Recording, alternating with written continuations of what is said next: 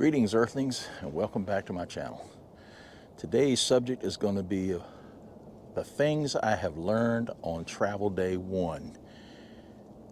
So many things. All right, so as you'll see on the video here, we've left, we'll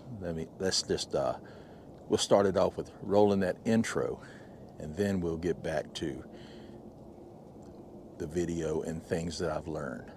So let's put the intro right here, and we'll see you on the other side.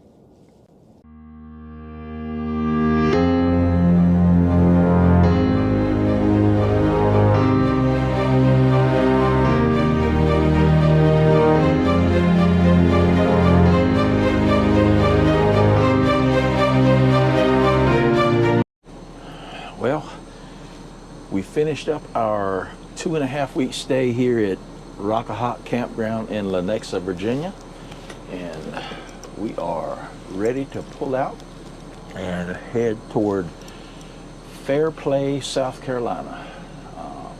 So hopefully we'll get there before dark and have a safe trip. I hear there's some inclement weather between here and there, so y'all stick with us. We'll find out together. That is so serious. Well, on our way, if it were not for my extra special co-pilot over here, I would probably be replacing a door awning when we get to South Carolina.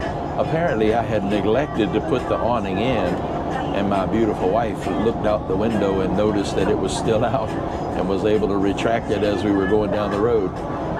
So hopefully that's the only thing that I've forgotten in preparation for our travel day. So this is our first significant travel day, so I guess that kind of stuff is to be expected.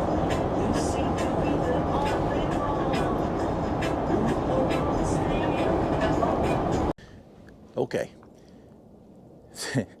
things I've learned, starting with our first day,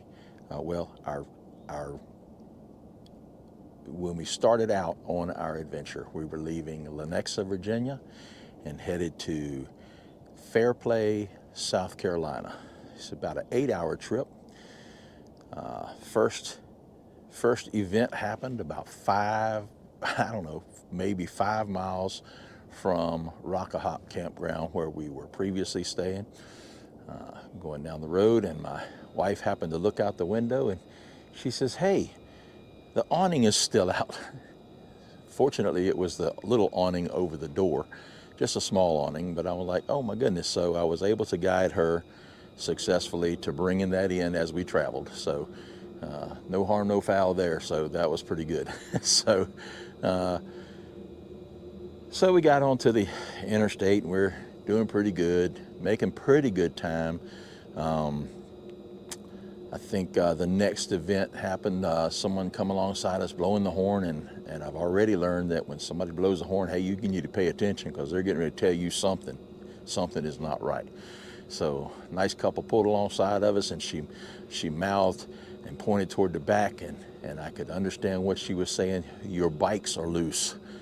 So knowing that my e-bikes are on the back of the Toad, I said, okay, let me pull over here. We pulled over into a shopping center. I went out, and sure enough, the ratcheting straps that I have holding the bikes down were in fact loose, and the bikes were moving around a little bit on the little tray that I've got on the back of the towed vehicle. I've got one of those little 2x3, maybe 2x4 trays that you put stuff on. So I keep the bikes on that and have them strapped down and locked. So got out, and they were still secure to a point, but I tightened everything up, got all that put back together. And then when I got back into the RV RVI brake system was telling me that the Toad brakes were not connected. And so I tinkered with that for a little while there, probably about 10-15 minutes, and was unsuccessful to get it to work. And I was like, well, you know, the darn thing just all of a sudden says it's not connected, and I haven't really done anything with the brakes. So let's see what happens. We'll just get back on the road and see what happens. And sure enough, just about the time I got out of at the edge of the parking lot to turn back onto the road, the RVI brakes came back online. So good news there. So we traveled a little while longer. I think it was probably, we got to Charleston, South Carolina, I believe, or right in the vicinity of Charleston, South Carolina, before we ran into any significant traffic.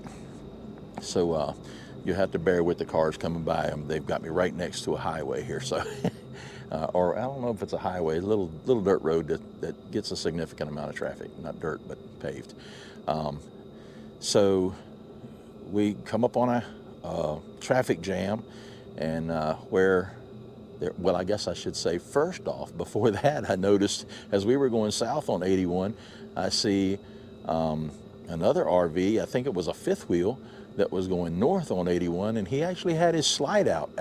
So I was like, well, I hope he notices that, because I can't get word to him, but surely somebody will tell him, I guess, or maybe he already knows it and just has decided to travel with it out because he couldn't get it to come back in or something. But a little bit farther up the road, that's when we ran into some traffic, and we were moving along at a snail's pace, I guess, and when we were able to make 15 miles an hour, it was good times. So, and that was probably about 6 miles or so that we were in that. And when we got to the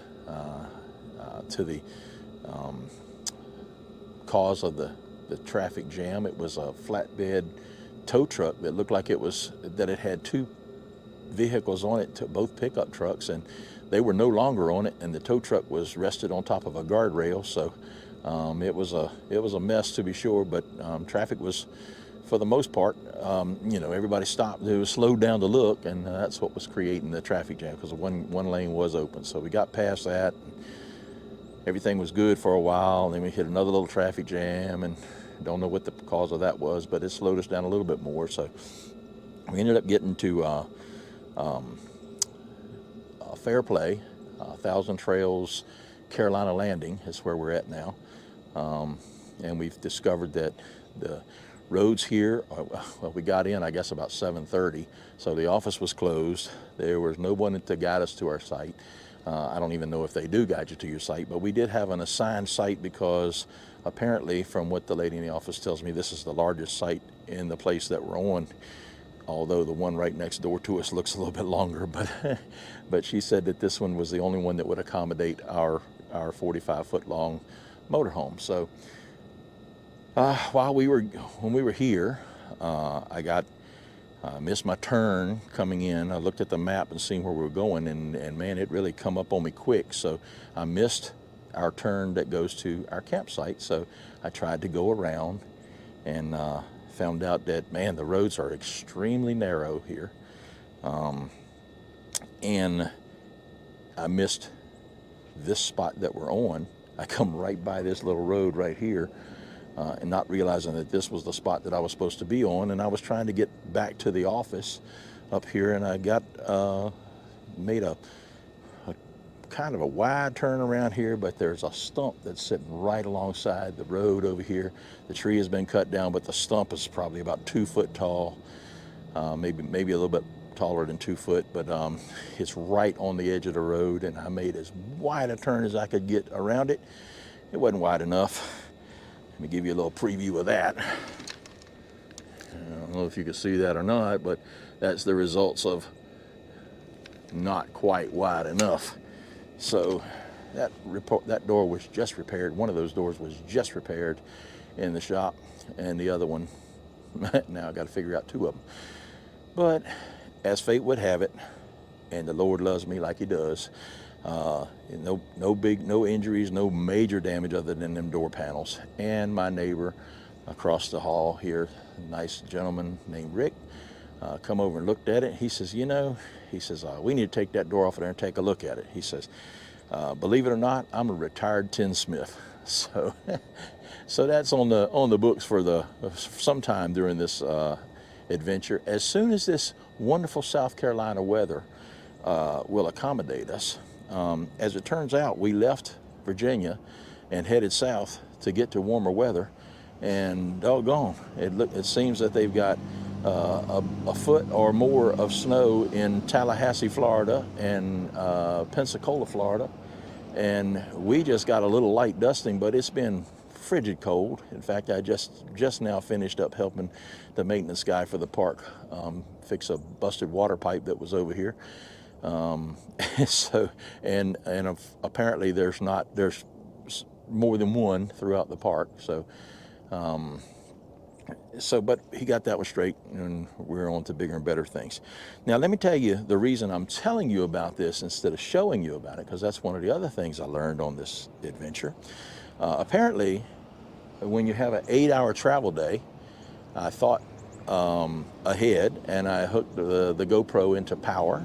I had the GoPro powered that was focused on my wife and I on the trip, so we had no problem with that. But I learned on this trip that the microphone system that I use, you can't expect it to be on for 8 hours and still be recording, and then you just edit the sections out, because the battery will die in less than 8 hours of record time. So we got a lot of video, no audio, and unfortunately, some of the audio that we used, I did mic up my wife, and my wife has a strong love for Filipino TV, and she will watch that on her cell phone, and that's what most of our trip entailed, was the audio of Filipino television that was coming through on her mic, and not a whole lot on mine, or and also I had the radio playing, so that's another lesson learned, that hey, when we're going to turn the cameras on and record for a bit, make sure we turn the radio off and make sure that the Filipino television is not on. So little learning experience here, there, everywhere. So at some point in time while we're here, I plan on walking around the park. We did take a little drive. They've got a very nice lake down at the one side of the park. We haven't really looked around a whole lot, but we found out that we are in the middle of nowhere, not near anything. It's about 14 miles or so to the town of Seneca, South Carolina, and there's a Walmart actually in Hartford, Georgia, which is only 12 miles. So we're kind of at the mercy. Now we have found a little dive bar that is right at our speed. I think they call it the Hideaway. It's probably about 3 or 4 miles from here. It's not far at all. So and they have karaoke, which is, if you know the Filipino culture, you'll know that nothing. They love nothing more than karaoke. So we're going to probably be there at least 2 nights a week while we're here. And I should also say, I'm so glad that y'all were able to come along on this adventure. I wish you had been able to take the trip with us and have some good video. I got a little bit in there when we first started out that's preceding this, but that's about all the usable video that there was. So hopefully you'll take the time to like and subscribe and follow us along our journey as we move across the country and see all the wonders that the country has to offer. I'm so glad to be finally on the road and not just making videos from my driveway. So I'm glad that you can take the time to come along with us, and hopefully you'll take the time in the future to come along with future videos. So, and let me tell you one more thing I learned while I'm at it. I had right before I left, I had the proceeds from the sale of my home, and my RV was financed through a company called Iron Horse Financial. I had never heard of them before, but they were the person or the finance company that General RV was able to get the RV finance through. and knowing that, you know, the interest rate was like 12%, so I knew that was crazy high. But the plan was, you know, only to use it long enough to get the house sold, and then I was going to pay the RV off, which I did.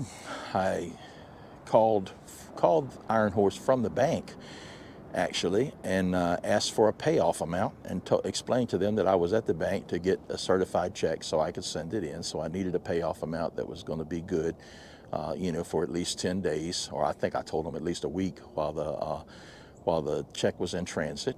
The person told me that the amount that she gave me was going to be good as long as they received the check before the 28th. They received the check yesterday after I got a message saying that my payment was past due. I got on the phone with them, and while I was on the phone with the guy, I did receive another text message that said they received the payment and had applied it to the account. So,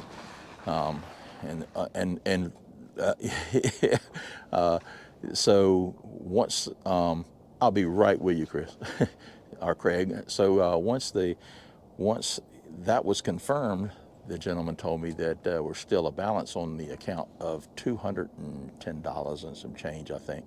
And I told him no. I specifically asked for a payoff amount. So we were on the phone for over about 30 to 40 minutes or so, spoke with a couple different people, and they pretty much told me that they were not going to send the title until I sent them another $210. So apparently that's an extortion fee on top of the money that I paid them. So I told the guy, I said, all right, I'm going to go on the app and make that payment. I said, will that amount be reflected on the app? Oh, yes, sir, yes, sir. More invalid information. I've tried 3 times so far over the last 2 days, and it does not. It's not even showing the payment has been reflected, even though there is a receipt there, but it hasn't adjusted the payments. So anyway, if you have an opportunity to get an RV financed and you're looking at someone that you don't want to have a lot of trouble with when it comes to paying it off, you might want to look elsewhere other than Iron Horse Financial, because I've spoken with 2 people that speak the same kind of English I speak. The other ones it was technically English, but I think I need a translator to translate that English into English that the rest of us speak. But at any rate, I'll leave that alone and just say, hey, you know, eventually if they get their stuff together and get the app straightened out where I can use it, I'll make that payment. But I did tell the man he would find great interest in this particular video, because they were going to be mentioned. So, so hopefully they take the time to look at it and see that I wasn't kidding. So, and I would caution you, if you're gonna use a finance company, you might want to use somebody else, because other than that, I hadn't had any problems with them, I will say. But when it comes time to paying it off, they really they're not very efficient. They just explained to the man it wasn't really my fault that they gave me the wrong amount, so I feel like they should be responsible for that other $200 and some. And he's like, no, it's fees and it's interest and yada yada yada. But none of his math was working out. But anyway, we'll leave it at that, and I'll just say, as always, when camping, remember, take only photos, leave only footprints. We'll see you next time.